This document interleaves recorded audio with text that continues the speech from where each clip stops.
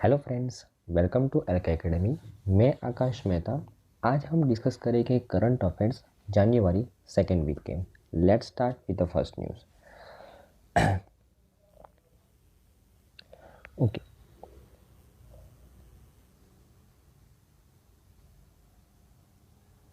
Okay हमारी पहली news है फ्रेंड्स कि अभी रिसेंटली कंट्री का पहला healthy hygienic food street launch किया गया है जिसका नाम है प्रसादम।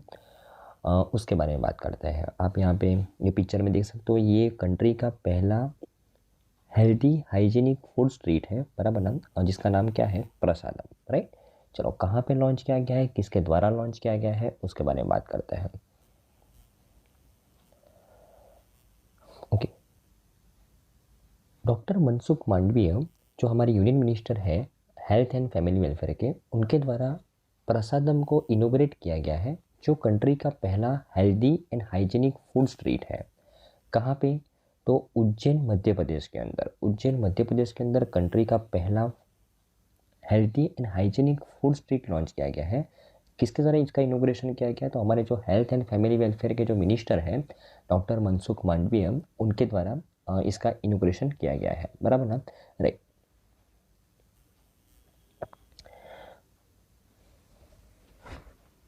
उसके अलावा इसी लोकेशन के ऊपर union minister also launch the official website for the healthy and hygienic food street initiative and the brochure outlining the standard operating procedure for the healthy and hygienic food streets बराबर ना। तो इसी occasion के ऊपर minister के द्वारा कि एक स्टैंडर्ड ऑपरेटिंग प्रोसीजर भी लॉन्च किया गया कि आप अगर फॉर एग्जांपल हम कोई healthy and hygienic food street open करते हैं तो उसमें स्टैंडर्ड ऑपरेटिंग प्रोसीजर क्या होनी चाहिए, वो भी लॉन्च किया गया है। और उसके अलावा एक वेबसाइट भी जो डेडिकेटेड है healthy and hygienic food street के इनिशिएटिव के ऊपर, तो एक वेबसाइट को भी लॉन्च किया गया है बराबर ना। उसके अलावा उन्होंने मनहीत एप्लीकेशन लॉन्च किया गया है, in initiative facilitating the screening for the mental health बराबर ना। मेंटल हेल्थ के स्क्रीनिंग के लिए अगर फॉर एग्जांपल किसी को कोई मेंटल हेल्थ की बीमारी है, कोई स्ट्रेस है, तो इस एप्लीकेशन के माध्यम से वो किसी सलाहकार के साथ संपर्क कर सकता है बराबर है। तो मनहित एप्लीकेशन लॉन्च किया गया है। उसके ओके उसके अलावा उनके द्वारा लॉन्च किया गया है दी डार्ट बुक। ये डार्ट बुक किसके द्वारा रिलीज किया गया है? Food safety standard authority of India के द्वारा बराबर नाम। तो यहाँ पे जो कंज्यूमर्स हैं उनको टेस्ट के साथ हेल्थी फूड मिल सके, ऐसे न्यूट्रिशनल फूड के बारे में यहाँ पे रेसिपीज वगैरह लिखी है बराबर ना। ओके, और उसके अलावा एक mobile food testing van called the food safety on the wheels was also launch to conduct training and awareness activities बराबर ना। लोगों के अंदर अवेयरनेस क्रिएट करने के लिए, लोगों को ट्रेन करने के लिए food safety on the wheels एक मोबाइल फूड टेस्टिंग वन भी लॉन्च किया गया है बराबर ना। ओके,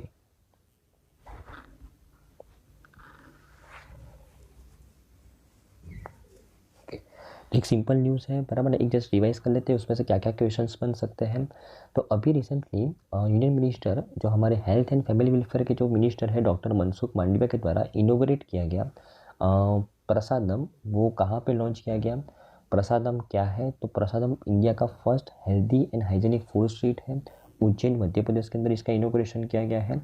और उसके अलावा मेंटल हेल्थ के स्क्रीनिंग के लिए कौन सा एप्लीकेशन लॉन्च किया गया? मनहित एप्लीकेशन। उसके अलावा स्टैंडर्ड ऑपरेटिंग प्रोसीजर भी लॉन्च किया गया है कि हम healthy and hygienic food street को कैसे ऑपरेट करेंगे। और फूड सेफ्टी ऑन व्हील्स एक मोबाइल फूड टेस्टिंग वन भी लॉन्च किया गया है। और दी डार्ट बुक, ये जो बुक है वो किसके द्वारा रिलीज़ किया गया है? Food safety standard authority of India के द्वारा, कि लोगों को टेस्ट के साथ न्यूट्रिशन भी मिल सके, ऐसी फूड की रेसिपी इस बुक के अंदर है बराबर ना। ओके, तो आई थिंक आपको इस न्यूज़ में अच्छे समझ में आया होगा फ्रेंड्स।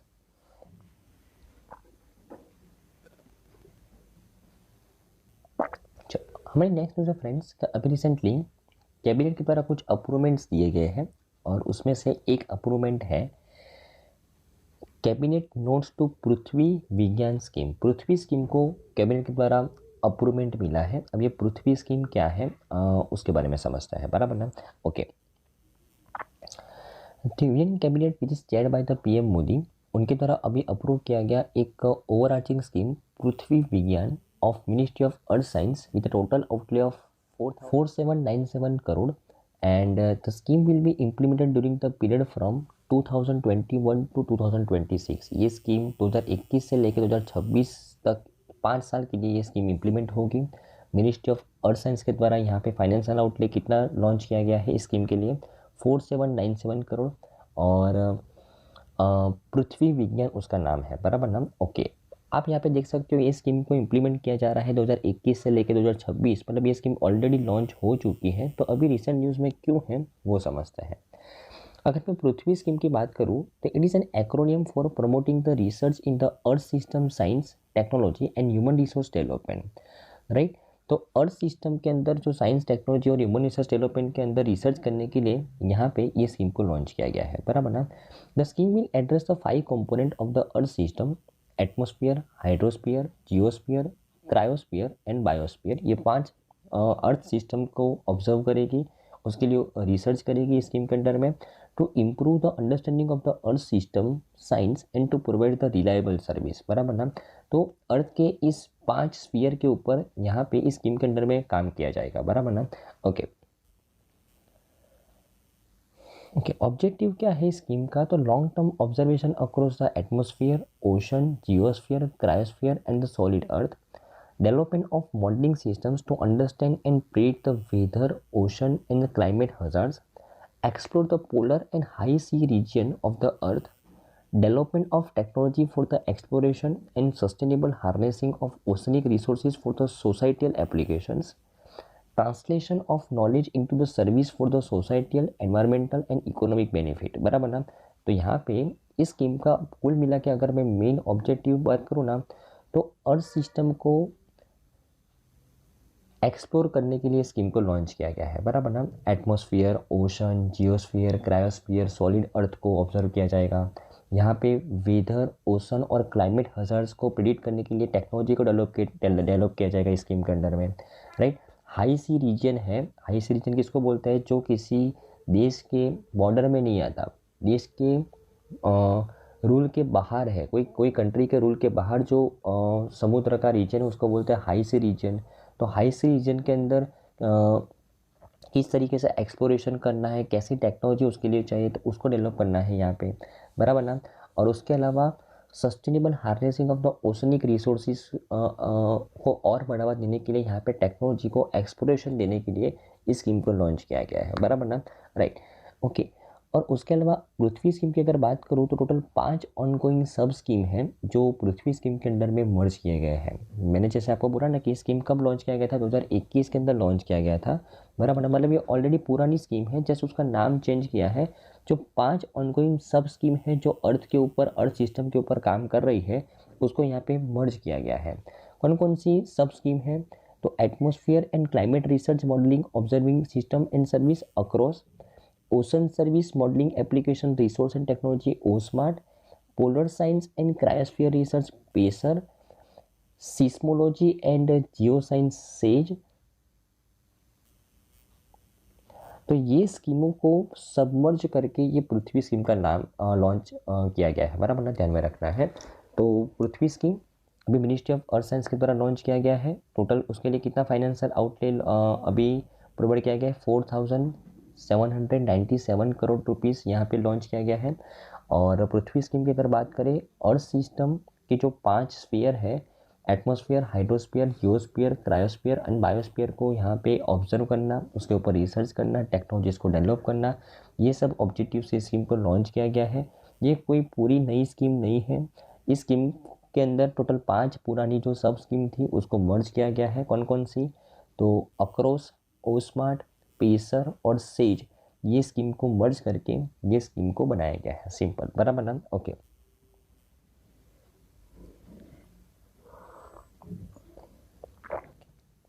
उसके अलावा और एक अप्रूवमेंट दिया गया है कैबिनेट के द्वारा, उसके बारे में बात करते हैं। तो cabinet approves Ayodhya airport as an international airport and naming it as a Maharshi Valmiki international airport Ayodhya. चल, इसके बारे में बात करते हैं। तो आपको पता ही है कि जनवरी मंथ के अंदर हमने राम मूर्ति का प्रतिष्ठापन किया है, राइट ना। तो इसी मंथ के दौरान अयोध्या का जो एयरपोर्ट है जो इसको अभी इंटरनेशनल एयरपोर्ट का दर्जा दिया गया है और उसका नाम रखा गया है महर्षि वाल्मीकि इंटरनेशनल एयरपोर्ट, बराबर ना। तो union cabinet which is chaired by the PM Modi has approved the proposal to declare the Ayodhya airport as a international airport and name it Maharshi Valmiki international airport, बराबर ना, right. The airport's name pays homage to the Maharshi Valmiki the author of the Ramayana, बराबर ना। Okay, simple news है, just याद रखना है कि अभी महर्षि वाल्मीकि इंटरनेशनल एयरपोर्ट जो नाम दिया गया है वो कौन सी सिटी का एयरपोर्ट है, बराबर ना, तो अयोध्या एयरपोर्ट है, बराबर ना। ओके, चलो। उसके अलावा एक छोटी सी न्यूज़ है कि रिजर्व बैंक ऑफ इंडिया के द्वारा minimum capital requirement for the small finance bank वो अभी डबल कर दिया है। कितना कर दिया है? 200 करोड़ कर दिया है। उसके बारे में बात करते हैं, बराबर ना। ओके, मतलब यहाँ पे मिनिमम कैपिटल का मतलब क्या होता है फ्रेंड्स, कि अगर फॉर एग्जांपल कोई स्मॉल फाइनेंस बैंक किसी को ओपन करना है तो उसके पास मिनिमम कितना कैपिटल होना चाहिए? 200 करोड़ होना चाहिए। एक तो ओपन करते समय भी मिनिमम कैपिटल 200 करोड़ होना चाहिए और जब उसके ऑपरेशन शुरू हो जाए तब भी उस पर्टिकुलर बैंक को कितना एसेट मेंटेन रखना है? 200 करोड़ का एसेट मेंटेन रखना है अपने बिजनेस को कंटिन्यू रखने के लिए। जैसे ही उसका कैपिटल 200 करोड़ से कम हो जाएगा ना तो आरबीआई उसके ऊपर कुछ कुछ रिस्ट्रिक्शंस लगाना शुरू कर देती है, जिसको बोलते हैं प्रॉम्प्ट करेक्टिव एक्शन, बराबर ना। ओके, तो रिजर्व बैंक ऑफ इंडिया ने स्मॉल फाइनेंस बैंक के लिए जो अभी तक मिनिमम कैपिटल रिक्वायरमेंट 100 करोड़ थी, जो अभी उसको डबल करके कितना कर दिया है? 200 करोड़ कर दिया है, बराबर ना। ओके, द रीज़न क्या है कि to improve the financial resilience of the small finance banks and ensure their long term sustainability. इन ये कुछ रीजंस की वजह से कि वो उस स्मॉल फाइनेंस बैंक के पास अच्छी मात्रा में पैसा हो, फाइनेंशियल रेजिलियंस वो बन सके और उसकी सस्टेनेबिलिटी बढ़ सके, इसके लिए ये स्टेप उठाया गया है, बराबर ना। और अगर मैं बात करूँ तो ये small finance bank, payment bank, ये सब डिफरेंशियल बैंक के कैटेगरी में आते हैं, बराबर ना। डिफरेंशियल बैंक का मतलब क्या होता है कि वो एक अलग पर्पज़ से उनको ओपन किया गया था। देखो, डिफरेंशियल बैंक मेनली दो टाइप के हैं, स्मॉल फाइनेंस बैंक और payment bank. Okay, payment bank नाम सुना होगा आपने, Paytm payment bank, Airtel payment bank. Small finance bank का आपने नाम सुना होगा, Fincare small finance bank, AU small finance bank. तो स्मॉल फाइनेंस बैंक नॉर्मली जो बैंक है, नॉर्मल बैंक है, उस टाइप की ही एक्टिविटी को करता है, बराबर, लेकिन कुछ बेसिक एक्टिविटी करता है, लाइक डिपॉजिट को एक्सेप्ट करना, लोन प्रोवाइड करना, और लोन भी वो कुछ कस्टमर्स को ही प्रोवाइड करता है। स्मॉल फाइनेंस बैंक के जो कस्टमर होते हैं वो नाम से पता चलता है कि वो स्मॉल होते हैं, लाइक एमएसएमई के इंटरप्रेन्योर होते हैं, लाइक स्मॉल फार्मर्स होते हैं, जो मीडियम हाउस होल्ड्स हैं वो इसके कस्टमर होते हैं, बराबर ना।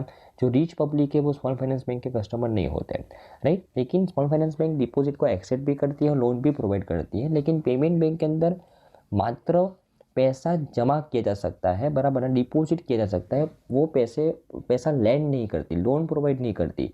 तो पेमेंट बैंक कभी क्रेडिट कार्ड प्रोवाइड नहीं करेगी, बराबर ना, डेबिट कार्ड ही प्रोवाइड करेगी। आप वहाँ पे पैसा सेव ही कर सकते हो, वहाँ से पैसा ले नहीं सकते हो, लोन नहीं ले सकते, बराबर ना, राइट।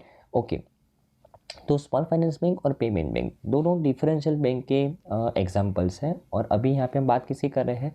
स्मॉल फाइनेंस बैंक की बात कर रहे हैं, बराबर ना। ओके ओके, अगर मैं बात करूं कि अगर कोई अर्बन कोऑपरेटिव बैंक है, उसको अगर स्मॉल फाइनेंस बैंक बनना है तो उसके पास 100 करोड़ का नेटवर्थ होना चाहिए, लेकिन धीरे धीरे उसका ये कैपिटल उसको 200 करोड़ करना पड़ेगा 5 साल के अंदर, बराबर ना। ओके, अगर कोई पेमेंट बैंक 5 साल से कंटिन्यूसली ऑपरेट हो रहा है तो वो भी स्मॉल फाइनेंस बैंक बन सकता है, लेकिन उसके पास मिनिमम कैपिटल कितना होना चाहिए? 200 करोड़, बराबर ना, राइट। तो ये चीज़ ध्यान में रखनी है। एंड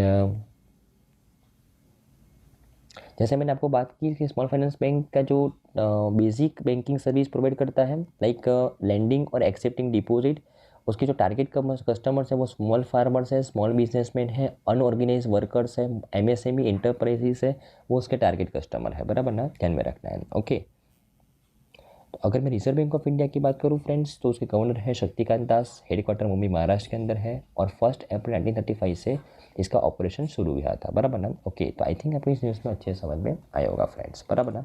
ओके, चलो। ओके फ्रेंड्स, हमारी नेक्स्ट न्यूज़ है फ्रेंड्स कि अभी recently 81st golden Globe award का आयोजन किया गया था, बराबर ना। उसके ओवरव्यू के बारे में बात करते हैं, बराबर ना। तो 81st edition of the Golden Globe awards which is held on 8 January at the Beverly Hilton in the Beverly Hills, California, USA. Golden Globe award का आयोजन कहाँ पे किया गया था? यूएसए के अंदर किया गया था 8 जनवरी के ऊपर। और ये जो गोल्डन ग्लोब अवार्ड्स है वो एनुअली उसका आयोजन किया जाता है और it is presented by Hollywood foreign press association, बराबर ना। ये संस्था के द्वारा इस अवार्ड को प्रेजेंट किया जाता है, बराबर ना, हर साल। अभी इस अवार्ड के अंदर किसको रिकॉग्नाइज किया जाता है? तो excellence in the film both American and international and American television 2023, मतलब 2023 के अंदर अमेरिका और इंटरनेशनल दोनों लेवल पे फिल्म इंडस्ट्री में जिसने अच्छा काम किया उसको रिकॉग्नाइज किया जाता है, और अमेरिकन टेलीविज़न इंडस्ट्री के अंदर जिसने अच्छा काम किया है 2023 के अंदर, इसको यहाँ पे रिकॉग्नाइज किया गया है, बराबर ना, 2024 के एडिशन के अंदर, बराबर ना। ओके, तो इस स्लाइड के ऊपर से क्वेश्चंस क्या बनते हैं कि अभी recently 81st golden Globe award का आयोजन किया गया था, बराबर ना। वो कहाँ पे किया गया था? कैलिफोर्निया, यूएसए के अंदर। कौन इसको प्रेजेंट करता है? Hollywood foreign press association present करता है, बराबर ना। ओके, और किसको रिकग्नाइज किया जाता है? तो फिल्म इंडस्ट्री की बात करें तो अमेरिका एंड इंटरनेशनल दोनों फिल्म इंडस्ट्री को यहाँ पे रिकग्नाइज किया जाता है, और टेलीविज़न इंडस्ट्री में अमेरिका, बराबर ना। ओके,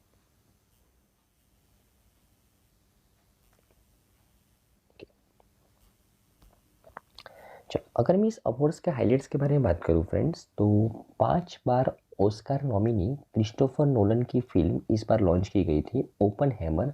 उनको 5 गोल्डन ग्लोब अवार्ड मिले हैं इस बार, बराबर। 81st गोल्डन ग्लोब अवार्ड्स के अंदर, बराबर ना। तो नाम याद रखना है, ओपनहेमर किसके द्वारा बनाई गई है?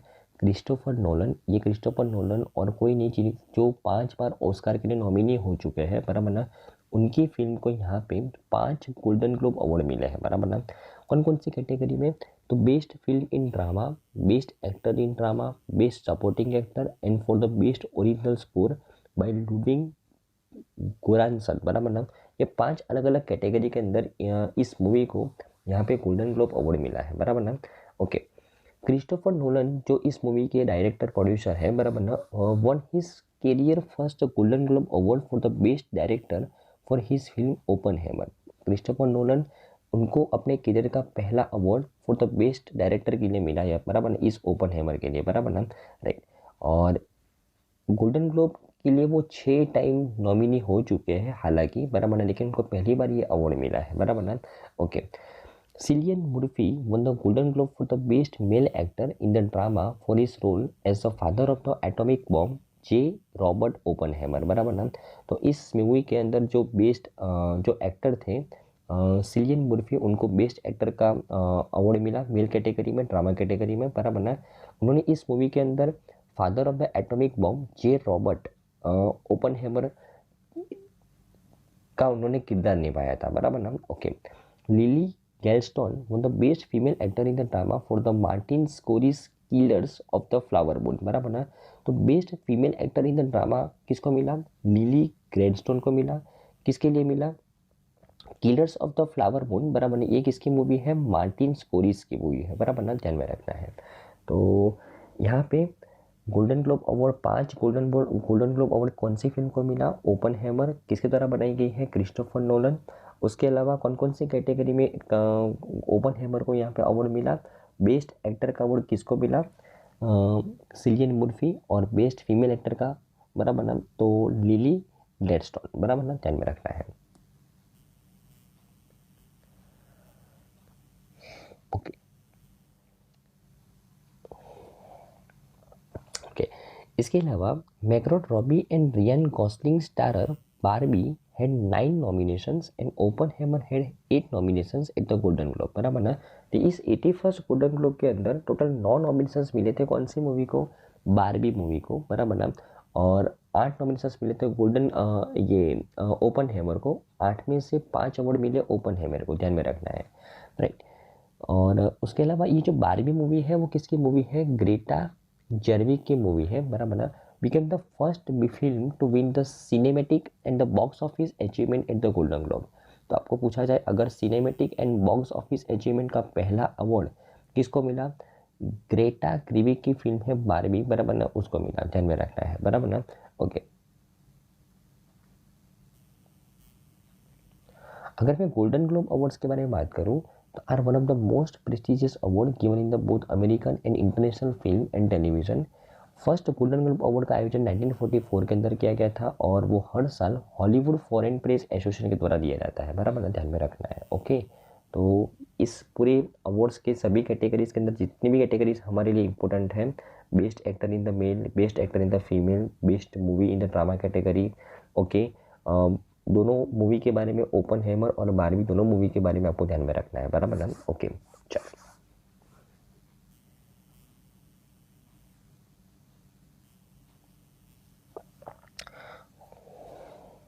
चलो ओके, हमारी नेक्स्ट न्यूज़ है फ्रेंड्स कि अभी रिसेंटली इंडिया की पहली इनलैंड वाटरवे डेवलपमेंट काउंसिल की मीटिंग हुई थी, बराबर ना, और उस मीटिंग में कुछ अनाउंसमेंट किया गया मिनिस्ट्रीज के द्वारा, उसके बारे में बात करते हैं, बराबर ना। चलो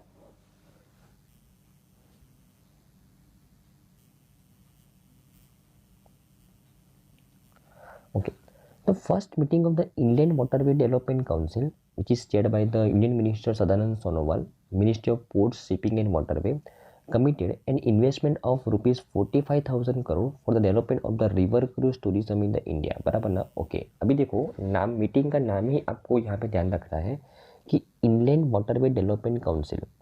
इस मीटिंग का मेन ऑब्जेक्टिव क्या होगा कि जो हमारा वाटरवेज है, इंडियन वाटरवेज है, बराबर ना, ओके, उसको डेवलप करना, बराबर ना। तो उसको किस तरीके से डेवलप करना, उस रोड मैप को इस मीटिंग के अंदर लॉन्च किया गया। और ये मीटिंग को चेयर किसके द्वारा किया गया, तो हमारे जो मिनिस्टर है Sadanand Sonowal, ministry of port, shipping and waterway, उनके द्वारा चेयर किया गया।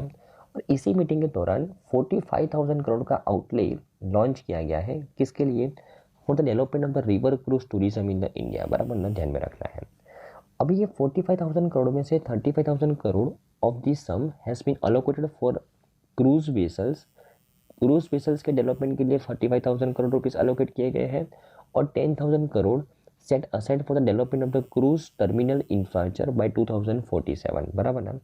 तो अमृत का कौन सा पीरियड है, 2022 से लेके 2022 से लेके 2047, ये 25 साल का जो पीरियड है उसको बोला गया है अमृत काल, बराबर ना। तो इस अमृत काल के पीरियड के लिए, बराबर ना, उस पीरियड के अंदर क्रूज टूरिज्म को डेवलप करने के लिए टोटल 45,000 करोड़ रुपए एलोकेट किया गया है। उसमें 35,000 करोड़ क्रूज वेसल को डेवलप करने के लिए और 10,000 करोड़ क्रूज टर्मिनल को डेवलप करने के लिए, मतलब जहाँ जहाँ पे क्रूज वेसल रुकेगी, बराबर ना, उस टर्मिनल को डेवलप करने के लिए 10,000 करोड़ रुपीज़ अलोकेट किया गया है, बराबर ना, राइट। उसके अलावा इसी मीटिंग के दौरान यूनियन मिनिस्टर के द्वारा लॉन्च किया गया हरित नौका एक गाइडलाइन का नाम है। हरित नौका एक गाइडलाइन है, guideline for the green transition of the Indian vessels and river cruise tourism road map भी लॉन्च किया गया कि हम 2047 तक क्रूज टूरिज्म को किस तरीके से डेवलप करेंगे, वो रोड मैप लॉन्च किया गया। और उसके अलावा हरित नौका एक गाइडलाइन लॉन्च की गई कि हम किस तरीके से इंडियन वेसल्स को ग्रीन ट्रांजिशन करेंगे, मतलब उसको किस तरीके से हम रिन्यूएबल एनर्जी में कन्वर्ट करेंगे, net zero carbon emission create करेंगे उसके माध्यम से, बराबर ना। ये पूरा रोड मैप यहाँ पे इस मीटिंग के अंदर लॉन्च किया गया, बराबर ना। ओके,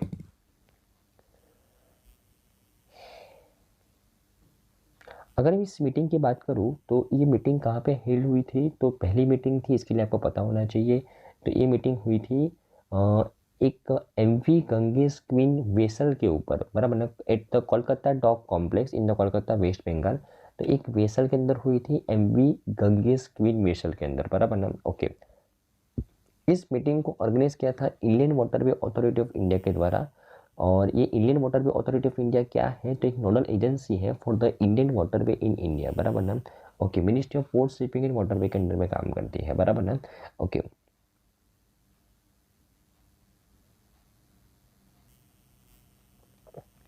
ओके, अगर मैं हरित नौका एक जो गाइडलाइन लॉन्च की गई है, बराबर, इस मीटिंग के दौरान, तो ये गाइडलाइन का एम है to contribute to sustainable development for the Indian waterways by encouraging the eco friendly practice, बराबर ना। तो हरित नौका किस तरीके से हम इंडियन वेसल्स को ग्रीन ट्रांजिस्ट करेंगे, बराबर ना, किस तरीके से हम उसको हम इंडियन वाटरवे के ऊपर जितनी भी वेसल्स वगैरह ट्रांजिट हो रही है, कैसे हम इको फ्रेंडली प्रैक्टिस करेंगे, बराबर। ये पूरा रोड मैप ये हरित नौका के अंदर लॉन्च किया गया है, बराबर ना।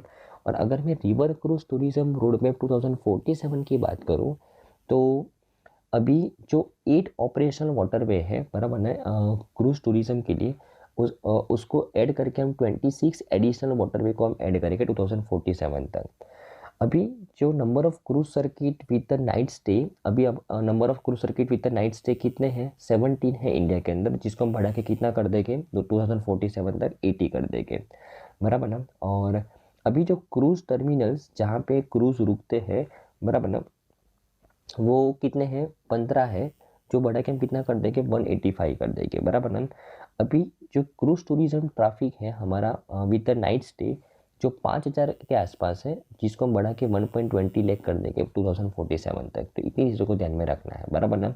Okay okay. और अगर मैं ministry of port shipping and waterways की बात करूं, जिसके अंडर में Indian water authority of India काम करती है, जिसके द्वारा ये मीटिंग का आयोजन किया गया, पहली मीटिंग का इंडियन वाटरवे डेवलपमेंट काउंसिल का।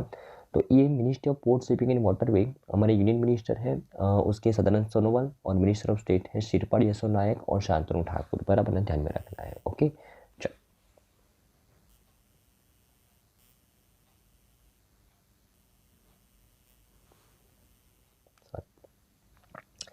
हमारे नेक्स्ट जो फ्रेंड्स कि India set to chair to host UNESCO's World Heritage Committee in July 2024, उसके बारे में बात करते हैं, बराबर ना। ओके, तो India is set to chair and host the 46th session of the UNESCO United Nations Educational, Scientific and Cultural Organizations World Heritage Committee from 21st July to 31st July 2024 in the New Delhi, बराबर ना। तो बहुत important है, because UNESCO की जो world heritage committee जो 24 में जिसका आयोजन किया जाने वाला है, वो कहाँ पे किया जाने वाला है? इंडिया के अंदर, बराबर ना। और ये जो डिसीजन लिया गया था कि इंडिया होस्ट करेगी इस 46th सेशन को, वो कहाँ पे लिया गया था? तो 19th एक्स्ट्रा ऑर्डिनरी जो सेशन हुआ था वर्ल्ड हेरिटेज कमेटी का, यूनेस्को के वर्ल्ड हेरिटेज कमेटी का, उसमें डिसीजन लिया गया था, ध्यान में रखना है, बराबर ना। और ये पहली बार इंडिया होस्ट करेगी यूनेस्को की हेरिटेज कमेटी को, ध्यान में रखना है, बराबर। ओके। और अगर इस कमेटी के चेयरपर्सन की बात करूँ, तो चेयरपर्सन कौन रहेंगे जो इंडिया होस्ट करेगा जब ये कमेटी को? तो विशाल शर्मा जो परमानेंट रिप्रेजेंटेटिव है इंडिया के, कहाँ पे? यूनेस्को के अंदर, बराबर ना। तो वो उसके चेयरपर्सन रहेंगे, बराबर ना। Okay okay. अगर मैं इस वर्ल्ड हेरिटेज कमेटी की बात करूँ जिसको इंडिया होस्ट करने वाला है, वो उसका काम क्या है? तो वो डिटरमाइन करती है इंक्लूजन्स को, एडिशंस को and removals from the world heritage list in the list of the world heritage in the danger. तो दुनिया में वर्ल्ड हेरिटेज के अंदर कौन कौन सी प्लेसेस को ऐड करना है, रिमूव करना है, बराबर ना। ये सब काम किसका होता है? वर्ल्ड हेरिटेज कमेटी का होता है। कौन से प्लेस को हमको list of the world heritage in danger के अंदर शामिल करना है, बराबर। इसका भी काम क्या किसका होता है? वर्ल्ड हेरिटेज कमेटी का होता है, बराबर ना। ये कमेटी एक साल में एक बार मिलती है और टोटल 21 मेंबर स्टेट्स हैं इस कमेटी के अंदर पार्टिसिपेट करता है, बराबर ना। जो दुनिया के अंदर जितने भी वर्ल्ड हेरिटेज है, हरी हेरिटेज है, उसको प्रोटेक्ट करने का यहाँ पे काम करता है, बराबर ना। उनको कोई ना कोई लिस्ट में शामिल करते हैं ताकि उनके ऊपर हम स्पेशल फोकस किया जाए, बराबर ना, ध्यान में रखना है। ओके। ये जो 45th अभी इंडिया जो होस्ट करने वाला है, वो 46 सेशन होस्ट करने वाला है। तो अगर मैं 45th सेशन की बात करूँ ना, तो 45th session of the UNESCO world heritage committee वो किसके द्वारा चेयर किया गया था? सऊदी अरेबिया के द्वारा, बराबर ना, रियाद के अंदर। और उसके चेयरपर्सन कौन बने थे? डॉक्टर अब्दुल्ला अल टोकेहिस बने थे, बराबर, ध्यान में रखना है। ओके। और अगर मैं यूनेस्को की बात करूँ, तो UNESCO was adopted in London इन 1945, और 1946 से इसने अपना काम करना शुरू किया। उसके डायरेक्टर जनरल है ऑड्रे एजुले, और हेडक्वार्टर है पेरिस, फ्रांस के अंदर, बराबर ना, ध्यान में रखना है। ओके। तो इम्पोर्टेंट न्यूज़ थी, ओके, याद रखना है, सिंपल।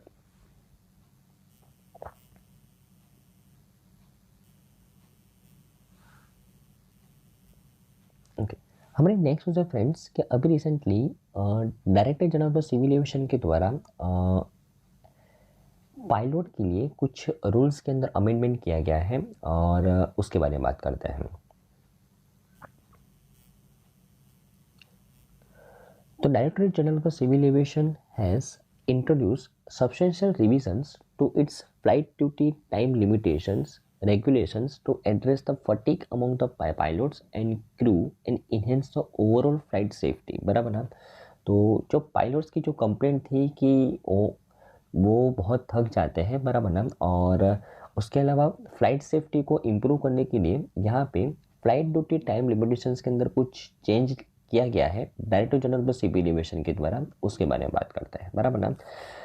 ये जो revise flight duty time limitations regulations जो लॉन्च किए गए हैं वो इसके अंदर क्या क्या लॉन्च किया गया है, तो रेस्ट पीरियड इंक्रीज किया गया है, नाइट ड्यूटी को रीडिफाइन किया गया है और रेगुलर फटीग रिपोर्ट लॉन्च करने को बोला है एयरलाइन को, बराबर ना। तो ये तीन चीज़ों को यहाँ पे रीडिफाइन किया गया है, बराबर ना।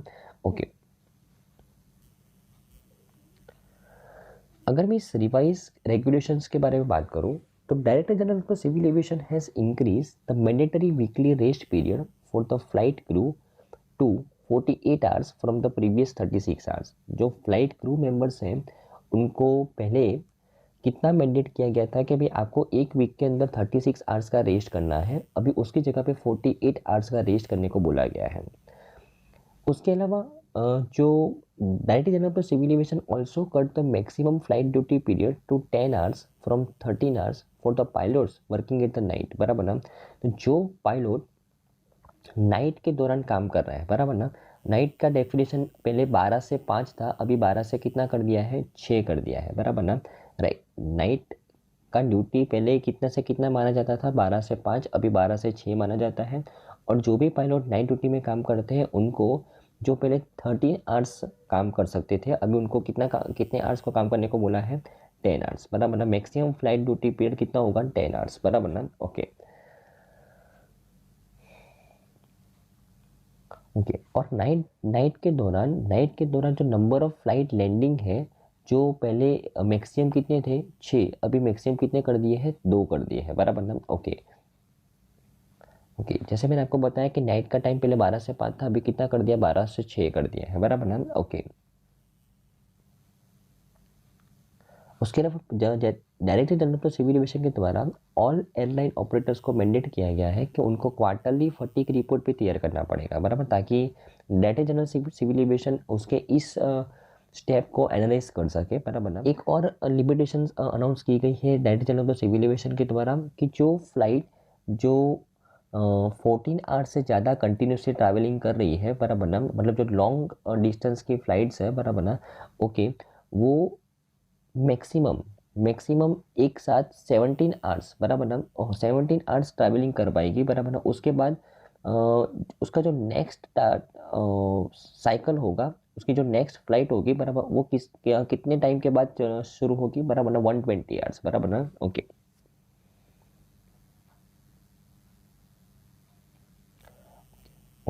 इसके अलावा director general of civil aviation के द्वारा क्या बोला गया है कि अगर कोई फ्लाइट की जो 14 आवर्स से ज़्यादा, मतलब जो लॉन्ग ड्यूरेशन की फ़्लाइट है, बराबर ना, वो एक साथ मैक्सिमम 17 आवर्स ट्रैवल कर पाएगी, बराबर ना। ओके, और उसके बाद उसकी जो दूसरा ऑपरेशन है, मतलब दूसरी फ्लाइट है, वो 120 आवर्स के रेस्ट के बाद शुरू होगा, बराबर ना, ध्यान में रखना है। ओके ओके, अगर मैं director general of civil aviation की बात करूं जिसने इस रूल्स के अंदर, इस गाइडलाइंस के अंदर कुछ चेंजेस किए हैं, वो एक अटैच ऑफिस है मिनिस्ट्री ऑफ सिविल एविएशन की, बराबर ना। और उसके डायरेक्टर जनरल कौन है, विक्रम देव दत्त है, उसका हेडक्वार्टर है न्यू दिल्ली के अंदर, ध्यान में रखना है, बराबर ना। तो आई थिंक आपको इस न्यूज़ में अच्छे समझ में आया होगा फ्रेंड्स।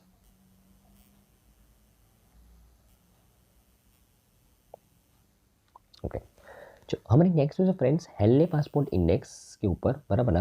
तो according to the Henley passport index 2024 global ranking which is released by Henley and Partners, Indian passport is ranked 80th by providing the visa free or visas on arrival access to the 62 countries, बराबर ना। और India shares 80th rank with the Uzbekistan. क्या कह रहा है, देखो ये Henley passport index की बात करूँ ना फ्रेंड्स, तो ये पासपोर्ट इंडेक्स क्या कहता है कि अगर इस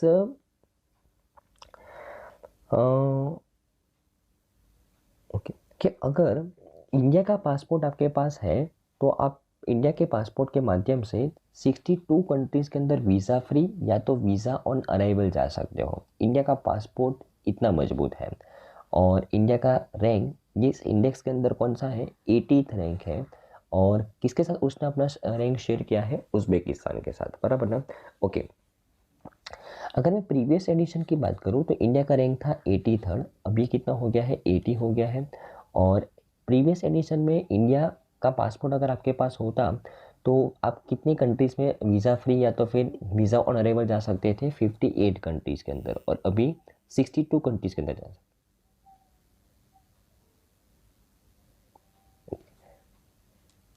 और इस इंडेक्स के अंदर जो टॉप स्पॉट है which is grab by the 6 country. Top spot किसके द्वारा किया गया है, 6 कंट्रीज के द्वारा ग्रैब किया गया है, France, Germany, Italy, Japan, Singapore and Spain, right. अगर इन कंट्रीज का पासपोर्ट आपके पास है तो आप 194 ट्रैवल डेस्टिनेशंस के अंदर वीज़ा फ्री जा सकते हो, बराबर ना। इंडिया के पासपोर्ट के माध्यम से आप 62 कंट्रीज़ के अंदर वीज़ा फ्री जा सकते हो। और अगर आपके पास France, Germany, Italy, Japan, Singapore and Spain का पासपोर्ट है तो आप तो 194 ट्रैवल डेस्टिनेशंस के अंदर वीज़ा फ्री जा सकते हो, ध्यान में रखना है, बराबर ना। और Henley passport index ranks the world's most travel friendly passports, बराबर ना। तो यहाँ पे इस इंडेक्स का लॉन्च करने का मेन पर्पस है कि कौन सा देश का पासपोर्ट मजबूत है वो आपको पता चलता है, बराबर ना। ओके,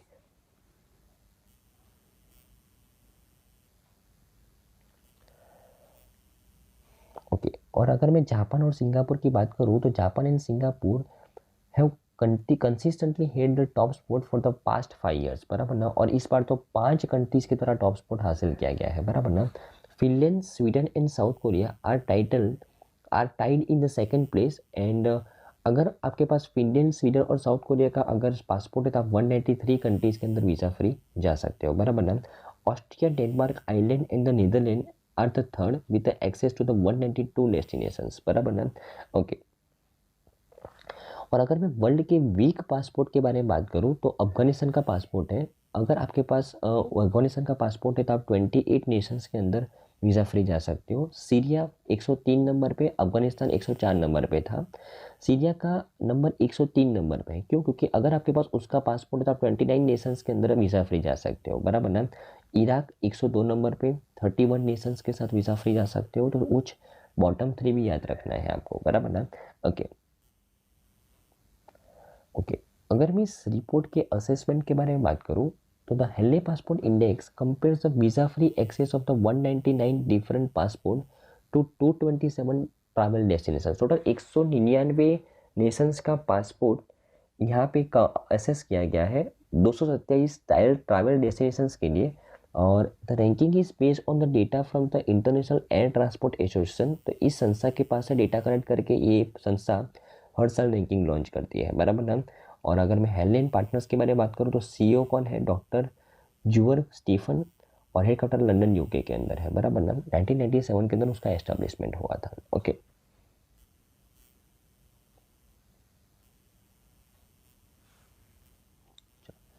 ओके, हमारी नेक्स्ट है फ्रेंड्स कि अभी recently ministry of commerce and industry के द्वारा एक डेटा लॉन्च किया गया है कि हमारा जो प्रोसेस फूड एक्सपोर्ट है वो 150% हो गया है, बढ़ा है 9 साल के अंदर। उसके बारे में बात करते हैं। एक सिंपल रिपोर्ट है लेकिन अच्छा इंप्रूवमेंट है, इसके लिए इम्पोर्टेंट है हमारे लिए, बराबर ना। कि India's food processing sector emerge is a sunrise sector and attracted foreign direct investment of about 50,000 crore in the past 9 years, बराबर ना। तो इंडिया का जो फूड प्रोसेसिंग सेक्टर है एक सनराइज सेक्टर साबित हुआ है। और लास्ट 9 साल के अंदर 50,000 करोड़ का एफडीआई इस सेक्टर के अंदर हुआ है, बराबर ना। और प्रोसेस फूड सेगमेंट के अंदर जो सबसे ज़्यादा कंट्रीब्यूशन किया है वो एग्री एक्सपोर्ट का हुआ है। टोटल 23% ग्रोथ हुआ है एग्रीकल्चर एक्सपोर्ट के अंदर हमारा, बराबर, लास्ट 9 साल के अंदर। और total 158 food and agri geographical indications India के पास है। 708 unique food items across the district under the one district one product initiative. तो ये सब डाइवर्सिटीज़ की वजह से इंडिया का जो फूड प्रोसेसिंग सेक्टर है वो 150% ग्रोथ कर पाया है लास्ट 9 साल के अंदर, बराबर ना। और इंडिया का फूड प्रोसेसिंग मार्केट वो $535 बिलियन तक पहुंचेगा 2025 तक, ऐसा हम एस्टिमेट लगा रहे हैं, बराबर ना, राइट।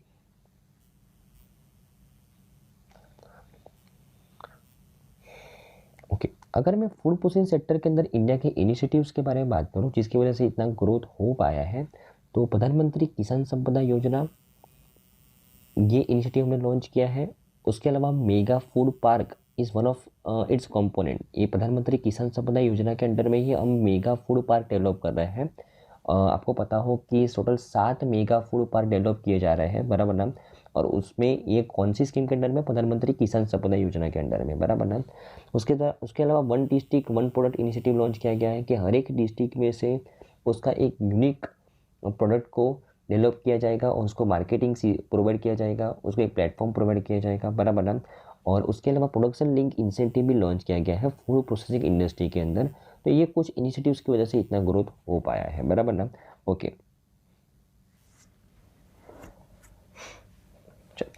ओके। उसके अलावा हमारी नेक्स्ट है फ्रेंड्स, ये new solar power scheme launch किया गया है। किसके लिए? पर्टिकुलरली वनरेबल ट्राइबल ग्रुप के लिए, बराबर ना। और उसके बारे में बात करते हैं। तो president has sanction the implementation of the scheme under the प्रधानमंत्री जनजाति आदिवासी न्याय महाअभियान पीएम जनमन। पीएम जनमन अभी प्रेसिडेंट के द्वारा सैंक्शन किया गया है। अभी ये पीएम जनमन का एम क्या है? To saturate the particularly vulnerable tribal group के जो हाउस होल्ड्स हैं और उसके जो हैबिटेशंस हैं उनको बेसिक फैसिलिटीज से सेचुरेट करना। कौन कौन सी बेसिक फैसिलिटीज़ है? Safe housing, clean drinking water, sanitation, improve access to the education. तो ये सब बेसिक फैसिलिटीज से उनको सेचुरेट करना, ये इस स्कीम का मेन ऑब्जेक्टिव है, बराबर ना। ओके, पीएम जनमन स्कीम, बराबर ना। प्रधानमंत्री जनजाति आदिवासी न्याय महाअभियान, ये स्कीम को अभी इम्प्लीमेंट किया गया है। और किसके लिए इम्प्लीमेंट किया गया है? पर्टिकुलरली वल्नरेबल ट्राइबल ग्रुप के जो हाउस होल्ड है, जो हैबिटेट्स है, उनको बेसिक फैसिलिटीज़ के लिए उनको बेसिक फैसिलिटीज़ मिले, इसके लिए इस स्कीम को लॉन्च किया गया है, बराबर ना। कौन कौन से टाइप की बेसिक फैसिलिटी ध्यान में रखनी है? Safe housing, clean drinking water, sanitation और improve access to the education. अभी क्या फैसिलिटी मिलेगी वो देखते हैं। Okay, okay. तो इस अगर मैं स्कीम का कुछ कंपोनेंट्स के बारे में बात करूं, बराबर है, उसके कुछ फीचर्स के बारे में बात करूं, तो इस स्कीम के अंडर में जो पर्टिकुलरली वल्नरेबल ट्राइबल ग्रुप के जो हाउस होल्ड्स हैं, बराबर ना, उनको इलेक्ट्रीफाई करने के लिए 1 लाख हाउस होल्ड्स को इलेक्ट्रीफाई करने के लिए स्कीम को लॉन्च किया गया है। किसके द्वारा इलेक्ट्रीफाई किया जाएगा? ऑफ ग्रिड सोलर पावर के माध्यम से उनको इलेक्ट्रीफाई किया जाएगा, बराबर ना। उसके अलावा जो मल्टीपर्पज़ सेंटर्स हैं जो इनके हैबिटेट्स के आसपास है, उनको भी सोलराइज किया जाएगा ऑफ ग्रिड सोलर पावर के माध्यम से, बराबर ना। तो ये सब चीज़ें रिस्पेक्टिव डिस्ट्रीब्यूशन कंपनीज है, जो डिस्कॉम्स है, उस particularly vulnerable tribal group area के अंदर उनके माध्यम से ये स्कीम को इम्प्लीमेंट किया जाएगा, बराबर ना, राइट। तो मेन काम इलेक्ट्रीफाई करना, सोलराइज करना मल्टीपर्पज़ सेंटर को और उनके हाउस होल्ड्स को, बराबर ना। Okay, okay. अगर मैं पर्टिकुलरली वल्नरेबल ट्राइबल ग्रुप के बारे में बात करूं फ्रेंड्स, जिनके लिए स्कीम लॉन्च की गई है, बराबर ना, पीएम जनमन, और एक सेंट्रली रिकॉग्नाइज स्पेशल कैटेगरीज हैं from among the schedule tribe.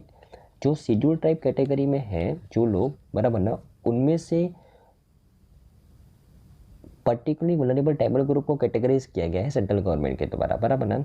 और ये पर्टिकुलरली वल्नरेबल ट्राइबल ग्रुप सबसे पहले रिकॉग्नाइज किए गए थे 1975 के अंदर, तब उनका नाम रखा गया था प्रिमिटिव ट्राइबल ग्रुप। और उसके बाद 2006 के अंदर उनका नाम चेंज करके पर्टिकुलरली वल्नरेबल ट्राइबल ग्रुप रखा गया, बराबर ना। तो इसके अंदर कौन कौन आते हैं इस ट्राइबल ग्रुप के अंदर?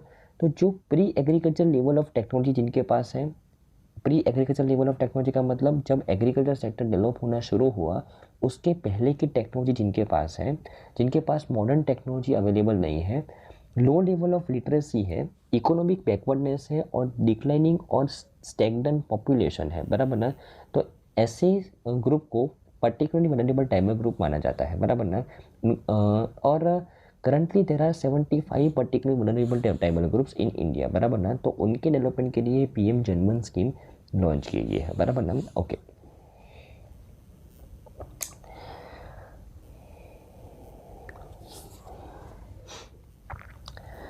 हमारे नेक्स्ट है फ्रेंड्स कि अभी recently national clean air programme जो लॉन्च किया गया था सरकार के द्वारा, उसके 5 साल कंप्लीट हुए हैं। अब ये नेशनल क्लीन एयर प्रोग्राम क्या है उसके बारे में बात करते हैं। सबसे पहले तो नेशनल क्लीन एयर प्रोग्राम नाम से पता चलता है कि एयर पॉल्यूशन को दूर करने के लिए ये प्रोग्राम लॉन्च किया गया था, बराबर ना। और ये प्रोग्राम के 5 साल कंप्लीट हुए हैं, बराबर ना। ओके। और उसके अलावा इस प्रोग्राम के अंडर में टोटल 131 सिटीज़ के अंदर एयर क्वालिटी को इम्प्रूव करने की बात की गई है। अब ये 131 सिटीज़ क्या है? 131 सिटीज़ ऐसी सिटी है कि जब ये सर्वे किया गया था तो उसमें नॉन अटेनमेंट हुआ था। किसका नॉन अटेनमेंट हुआ था? पॉल्यूशन का। जो स्टैंडर्ड सेट किया गया था उस स्टैंडर्ड के अकॉर्डिंग यहाँ पे उस स्टैंडर्ड से ज़्यादा एयर पोल्यूशन इन सिटीज़ के एटमॉस्फेयर में देखने को मिला। इसके लिए 131 सिटीज़ को नॉन अटेनमेंट सिटीज़ बोला जाता है, बराबर ना। और ये सभी मिलियन प्लस सिटीज़ है, मतलब यहाँ पे जो पॉपुलेशन है वो 1 मिलियन से ज़्यादा है, बराबर ना। तो नेशनल क्लीन एयर प्रोग्राम के अंडर में टोटल 131 सिटीज़ के अंदर एयर पॉल्यूशन का लेवल क्या है उसको चेक किया जाता है, उसको ट्रैक किया जाता है, वहाँ पे इम्प्रूवमेंट करने की बात की जाती है, बराबर ना। ये 131 सिटीज़ जो नॉन अटेनमेंट सिटीज़ है, बराबर, जहाँ पे air pollution according to WHO standard उससे ज़्यादा है, बराबर ना। इसके लिए इनको ट्रैक करने के लिए प्रोग्राम लॉन्च किया गया है, बराबर ना। ओके। तो जैसे मैंने आपको बात की, जो सिटी है एक 131 सिटी, वहाँ पे national ambient air quality standard से ज़्यादा एयर पॉल्यूशन होता है, बराबर ना। इसके लिए यहाँ पे इन सिटीज़ को इस प्रोग्राम के अंडर में शामिल किया गया है, बराबर ना। ओके। तो टारगेट क्या है इस प्रोग्राम का? To achieve the reduction up to 40% of the particulate matter PM10 and PM2.5 concentrations by 2025-2026 base year 2017। Okay. देखो, सबसे पहले कि एयर पॉल्यूशन कोई सिटी के ऊपर है कि नहीं, कोई सिटी के एटमॉस्फेयर के अंदर एयर पॉल्यूशन है कि नहीं, वो कैसे चेक किया जाता है? तो उस सिटी के एटमॉस्फेयर के अंदर पार्टिकुलेट मैटर 2.5 और पार्टिकुलेट मैटर 10 वो कितनी मात्रा में है, कितनी डेंसिटी में है, वो चेक किया जाता है, बराबर ना। और 2017 में वो ये 131 सिटीज़ के अंदर उनके एटमॉस्फेयर के अंदर जितने भी PM2.5 और जितने भी PM10 थे उससे 40% रिडक्शन करने का प्लान है इस नेशनल क्लीन एयर प्रोग्राम का 2025-26 तक, बराबर ना। ओके।